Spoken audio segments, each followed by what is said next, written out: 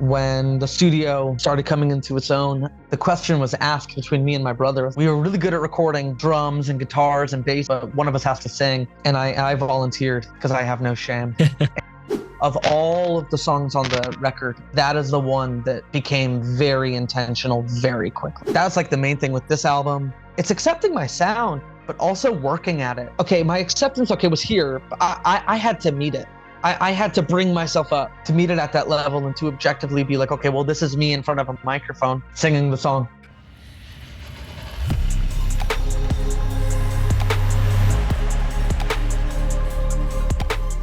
Scott Hall, welcome back. You have a new album out. It's called Roads, and this is your first full-length album. Let's talk about all that stuff a little bit. Let's talk about titles. Let's talk about artist names. Why the album is called Roads. Let's start there. Why Roads? Yeah, the concept really came in as I was nearing the end, and I'm seeing the full picture of I got all these songs. Right, it was just completion. We were getting to a point when my older brother moved out and started going to medical school. I was like a couple weeks out from shipping off to boot camp, and it was interesting because it was kind of like a point in time, and I remember it vividly. I don't know if any of the songs are really about multiple paths that people take, but when I was in like the concept period of it, he's leaving, I'm leaving, the studio that we built, this whole thing that we had going on, it's getting ready to be dissolved and we're going to go our separate ways. I was looking at a body of work that I'd worked on it for a couple of years, and I was like,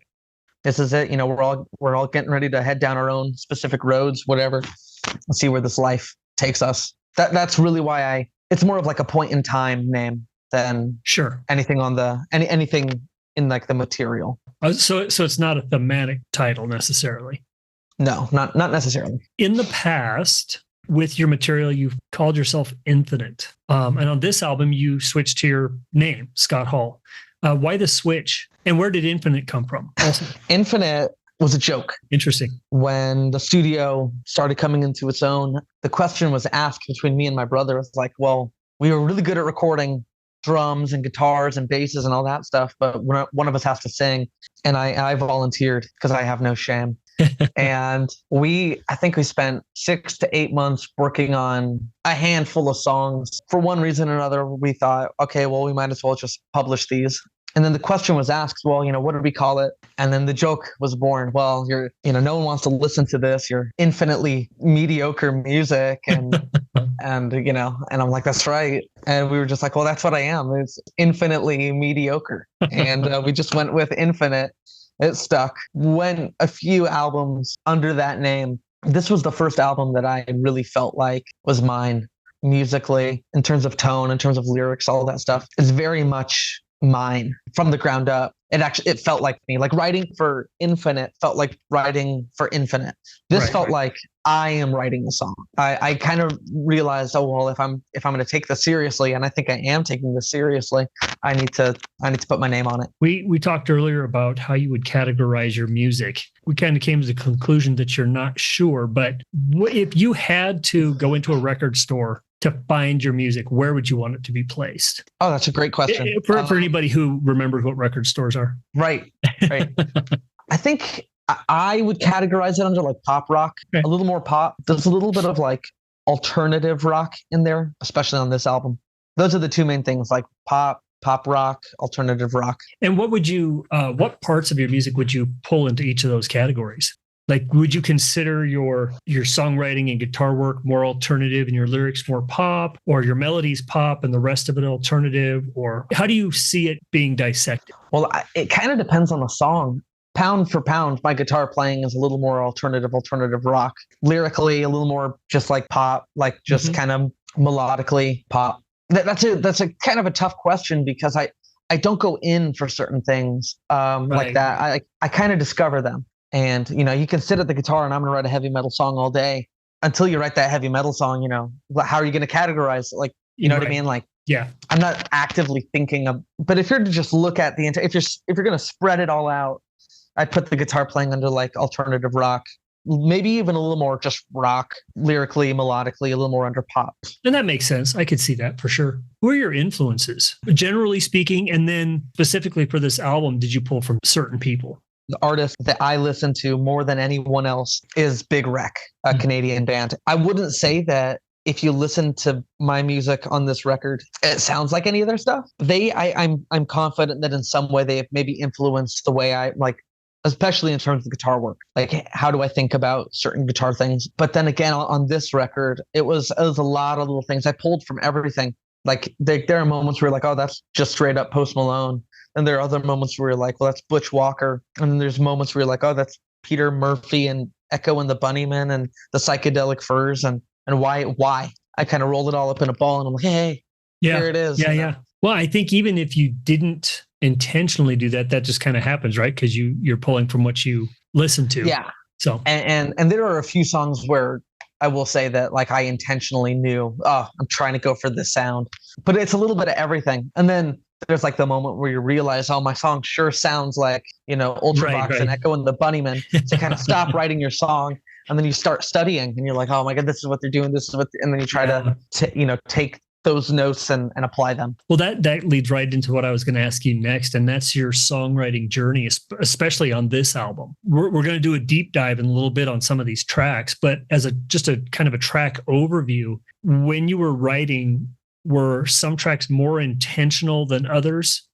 As far as why you wrote them, where you pulled influence from, were some very intentional and others just you were playing and went, oh, this could be a song? It's kind of a mixed bag. The album opens with a track called Night Winds. And I would say of all of the songs on the record, that is the one that became very intentional very quickly. Yeah, that makes total sense. Was it intentional in the writing of all of it and the production, or just in parts of that, or where did that come from? I remember there was the main melody that plays in the beginning, has a very minor feel to it. I remember blocking out the song and I have all of these parts and I'm liking it. And I remember trying to come up, we need a melody to write on top of this and send it home. And when I wrote that melody, I just kind of stopped, like everything stopped. And I just sat back and it was on repeat. And I'm like, oh my God, I know exactly, like had I not written that melody, that song would be fundamentally different. When I heard that melody, when I wrote it and I heard it played back, it just all the puzzle pieces fell into place. And I was like, I know exactly what I'm doing. And it was also very intentional to open the album that way. That was going to be my next question, because it does stand on its own as a completely different sounding track. Yeah, we go from that song into probably the most pop, like radio catchy, thing that I have on the album. And I wanted there to be that dichotomy between like, here is something that is just, because it pulls you in. When I was listening to the final version of it in the car, I was like sucked in immediately. And I was like, oh my God, it does its own thing. The rest of the album has a thing, but that first song, I think pulls you in. It kind of is like opening the door and you're like, hey, if you're willing to give this a chance, the rest of the album's here. And it's important too, isn't it? When especially if people buy an album, it's important to have that. Well, yeah, it's a hook. Like it has enough like different flavors in it that it kind of makes you wondering, like, so what else is here? And I think because of that, and because I did that very intentionally, it sets up the rest of the album in a very cool way. How was your recording process different on this album than what you've done in the past? And was it a different approach? I'm assuming on some of these tracks that it was, but was it different song by song, or did you have a standard setup that you started with and then you just added and subtracted based on the track? I mean, in today's era of templates, and you can go in and you can kind of change everything exactly how you like it, I would typically open up a session the same way. And I knew like, okay, well, I need drums or I need bass or I need guitar. This is how I'm going to do it. And you don't really know until you start putting songs together that you're able to kind of like, oh, I want this, I want that. But this album kind of does everything. Like there are songs where it's like it's a live kit, and to other songs where they're programmed drums, to other songs where there aren't drums. Each song was kind of the approach was the same. I'm going to get my foot in the door on writing a song or whatever. But then as soon as I have something here, well, now that's the biggest ego in the room, and we're going to let it choose what it wants to do. Gotcha. Which would bring me to the question: did this album then have an overarching theme to it, or are each of these songs kind of created to be a stand on their own? And this is a hello, I'm Scott Hall, and here's what I write. It's a little bit of both. The theme is just little stories, little moments, little little ideas. They're like little stories. The first song, the story behind it is the muse and letting it talk to you. And the approach to that, and we'll get into it later, was very different from the second song, which was I wanted to literally tell the story, hearing your favorite song on the radio, to the last song on the album, which is, a big World War I explosion. And so the theme is generally just, hey, here's some stories. And then let you kind of comb through and thumb through it all and kind of sort it out in whatever way you want and interpret it in whatever way that you feel. But that's also not to say that they're not all completely independent and unique songs that stand on their own. It's like a collection of stories almost. Kind of. But because of that, they do all kind of stand on their own. And I think that makes it pretty interesting and unique even.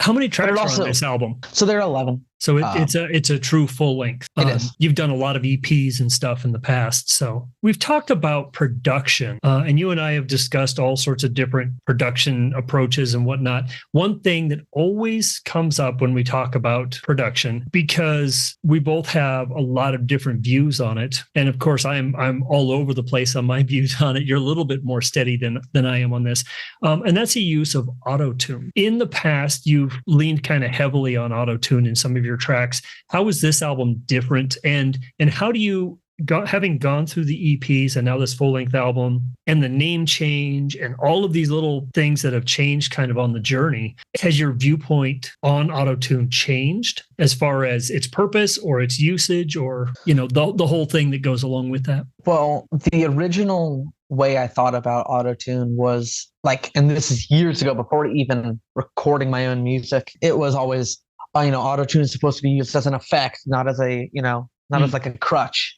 And I stood by that for the longest time because I was like, yeah, well, if you can't sing your own song, what does that say? Right. And then writing and recording initially, I'm a guitar player. That's what I do. Like You can hand me a guitar and I can play the guitar. And so singing was working a completely different muscle that I had never practiced. Yeah, I used it. I still use auto-tune. But the fundamental difference between my original music was I did use it as a crutch. Now it's kind of like, well, I'm going to sing it and I'm going to hit the notes, but now I'm hearing it back through the speakers. And the only thing wrong with this take that's taken me 2 hours to get is that at the very end, I'm a little flat. Well, I'm just going to tune it up. Gotcha. And I know that's like, oh, well, but it's still me. Like it's still me singing. And that's the main difference I would say between my previous albums or EPs and this record, is that this one was a very like put my foot down. Like, we're not using auto-tune unless we have that take where it's perfect. And then at the last second, I'm sharp or flat or whatever. And we'll just go click. Yeah. We talked before we started today about great vocalists and great singers, and how you don't have to be a great singer to sell a song. There are a lot of amazing, iconic examples of singers who have an iconic sound, but if you were to list the top 10, they wouldn't make it as far as, is he a good vocalist? Is she a good vocalist? Is that something that influenced your usage of auto-tune, where you just started thinking, this is my sound, I'm going to embrace it? Or did you just decide, I'm going to break away from auto-tune and see what happens? It was there were a few factors that went into it. And the first thing I would say is that I totally believe that, like, you can be a great singer, but still not be a great musician. And the example, kind of a hot take, is that I don't think any of Soundgarden's music is good. I think Chris Cornell is a phenomenal singer. Gotcha. But every time I hear any of his records, I'm like, it's not doing it for me.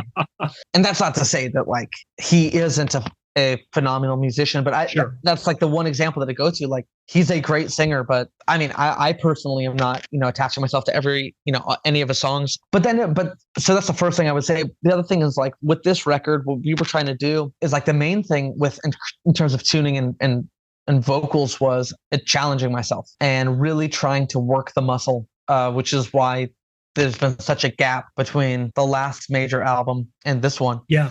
Because it kind of took me, okay, I can write songs, but I need to be able to sing them. Well, what's my range? Now I'm looking into like writing and just singing with an acoustic guitar for hours, trying to, okay, am I in tune? Am I writing a song just to realize, it's not in my range. Right. And that sucks. And then how do I rewrite it? How do I change things? But that's like the main thing with this album. it's accepting my sound, but also working at it. Like, right. okay, my acceptance, okay, was here, but I had to meet it.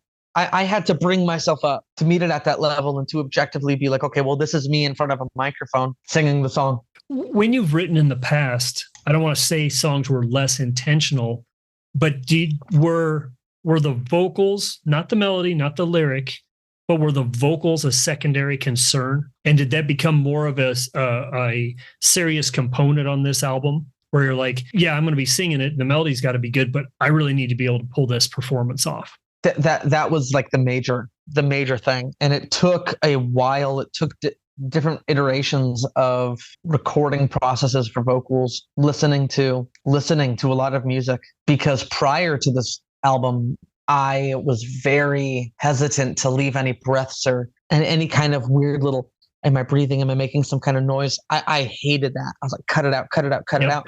And it led to a very processed sound. Yeah. And on this album, I'm like, well, that's me singing. Like, that's the way it is. Yeah. And that can be, a song by song that can change too, right? We talked about the difference between your first track and your second track. Oh, which is night and day. Yeah. And the first track is very much that way. It's pretty much one solid vocal take all the way through. Oh, cool. But the second track is very much like the, perfect kind of like, but that's what I was going for, right? Because absolutely. And not to put too fine a point on it, that is like the thing I believe. Like when it's the song, like we can be musicians working on a song, but when the song is ready to be written and it's being played back, that's the biggest ego in the room. So we can fight all day about whether or not, but that's not authentic. But if the song wants auto-tune, man, it wants auto-tune. Yeah. To just get in there and do it. Absolutely. And sometimes that's a tough call to make. My last question would be, my second to the last question would be, on this album, you pretty much always produce stuff, or you and your brother co-produce stuff. How did this one work as far as who was the producer? Who could step in the room and say, yeah, Scott, that just is, I know you really like this, but that's not going to function correctly. Or did you kick everybody out and said, no, I'm doing it this way? And that's a great question. Because at the beginning of writing this album, it was my older brother and I working on it, and he's a phenomenal engineer. So it was kind of like, and producer. So I took his word on everything, I do that again, do that again, do that again. Well, now, like finishing up the album, he's in one place, I'm in another, and I got to be honest with myself. And if that means that I'm going to spend 6 hours trying to record a verse, so be it. Yeah. And if that means I'm sending him every verse I recorded, you're like, hey, which one is?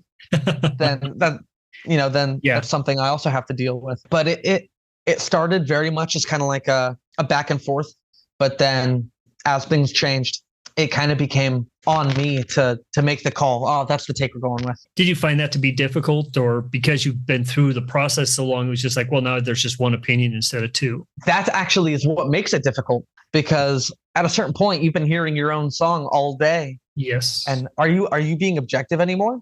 Right. Who knows? And it's great to have, it is fantastic to have another opinion in the room, even when you don't want to hear it. Yeah. And that's what I was going to say is sometimes it takes you away from what's in your head. Sometimes that's good. Sometimes it's bad, but it allows for that flexibility on it. And there were even versions of songs and versions of this record that I'd send, and then I'd get back, yeah, track 5 is not making the cut. All right. And you have to be okay with that. You have to adapt. Adaptability is a pretty major component of all of this as well. Yeah. Do you ever toss stuff out and go, yeah, that's never being released? Or is stuff always on the plate for, well, that may end up going on something at some point? That's a tough. And you write a lot of music, so we'll get into that another time. But yeah, that's a tough call, because you never go into writing a song to write a bad song. And in that way, everything's kind of on the table. But if it comes down to, we're like, okay, no matter what I do, like I can't sing it, or even it really wants this, but I'm just not able to do it. Right. I try to pursue all the avenues that I can to make sure, the song is, the vision is completed. Like if that means that, halfway through recording live drums, okay, great, we have the perfect drum take for the album, just for 2 days later to realize, it actually wants, a drum machine. Yeah. Yeah. Yeah. And so it's all of those little factors that kind of stack on top of each other. Everything's on the table. It's just about refining. Do you have any tracks that just don't line up with what you normally write that, yeah, they're not off the table, but they really just don't go with anything at this point? That's hard to say because I can kind of make anything match. And maybe it's two different songs' uniqueness that make them match. Right. Sure. I can't say that I do. Well, and you don't, to my knowledge anyway, really venture, you stretch the boundaries, but you don't ever like jump off the cliff and go, well, see where I land. And then that'll be my new song, where suddenly there's no guitars, but it's all synthesizer. Right. You pretty much stick to your toolbox. And so I could see that. It was a question of, did you ever wake up at 2 a.m. and want to write a disco piece? And then suddenly you have this great disco track and you're like, well, that's not going to go on any of my albums. What am I going to do with this? Yeah. Right. Yeah. I mean, I've talked about that, but I don't know if you've ever. I've done stuff like that. I can always try to find that one thing that brings this goes with something. Yeah. Let's kind of close this up with, where are we going to be able to find this album? Yeah. So this album is available everywhere: iTunes, Spotify, YouTube, whatever streaming service, whatever. And there is a line on a physical release soon. And then are you going to do multiple hard copy formats, or are you just going with CDs? Or it'll be CDs, and then maybe kind of unique, depending on how things go. We may do vinyl. Oh, very cool. And what about merch? Are you going to do any merch with this album? There will be merch. Oh, very cool. Well, we'll try to get all of that information available to people who might be watching and listening to this show too, so we can connect people with your stuff. Thanks again for coming on. Absolutely. Thanks for having me.